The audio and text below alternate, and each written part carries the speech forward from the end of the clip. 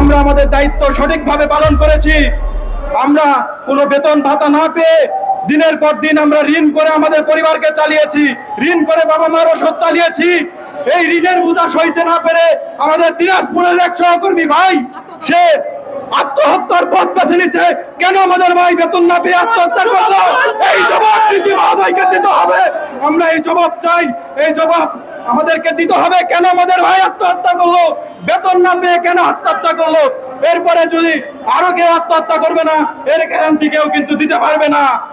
আমরা আমরা বারবার আমাদের জেলা অফিসে গিয়েছি, বারবার আমরা হেডকোয়ার্টার পর্যন্ত দৌড়িয়েছি। আমাদের একের পর এক আশ্বস্ত করা হয়েছে। আজ থেকে এই 1 বছর যাবত আমরা চাকরি করার পরে 3 মাস যাবত আমাদেরকে চাকরি থেকে অব্যাহত করা হয়েছে।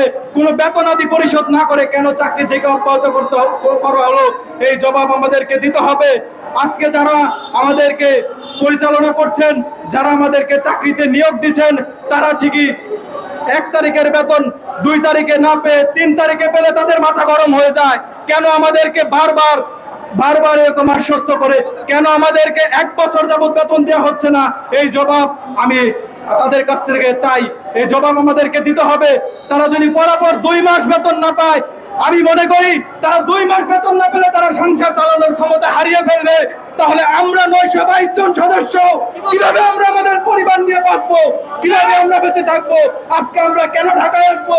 কেন আমরা ডিপার্টমেন্টের লোক হয়ে ডিপার্টমেন্টের বদনাম করতে আসবো? আপনারা ইতিপূর্বে দেখেছিলেন মিডফিল্ডে আমাদের এক ভাই হত্যা হয়েছিল। সেখানে আনসাররা শাড়ি চুরি পরে তারা তাদের রোমে অবস্থান করছিল।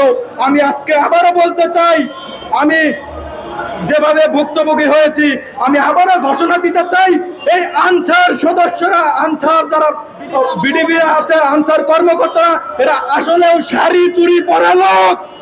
এরা কেন আমাদের বেতন দেয় না? আমাদেরকে কেন তারা মানুষ হিসেবে মনে করতেছে না? আমরা কি মানুষ না? আমাদের কি বেঁচে থাকতে টাকা পয়সা লাগে না? আমাদের কি পরিবার নাই? আমরা কেন কোনো ভাতা পেলাম না? আমরা কেন কোনো বেতন পেলাম না? আমরা কেন দাঁড়ে দাঁড়ে ঘুরবো? বারবার আমাদেরকে ডেট দেওয়া হয়েছে, তারিখ দেওয়া হয়েছে যে তোমরা বিশৃঙ্খলা করো না, তোমরা অমুক তারিখে বেতন পেয়ে যাওয়া। এই আশায় আমরা 15টা মাস কাটিয়েছি। আমরা ডিপার্টমেন্টের দিকে তাকিয়ে 15 মাস তাকিয়েছিলাম, তাদের সম্মান আমরা রেখেছি, কিন্তু তারা আমাদের বেতন ভাতা দেয়নি। এখন আমাদের করণীয় আমরা করে যাব। আমরা জবাব চাই, কেন আমাদের ভাই আত্মহত্যা করলো?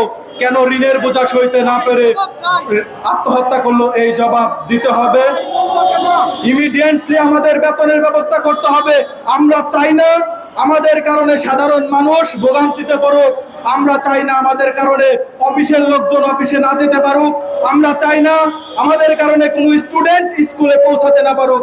আমরা এরকম কোনো অবস্থানে যেতে চাই না।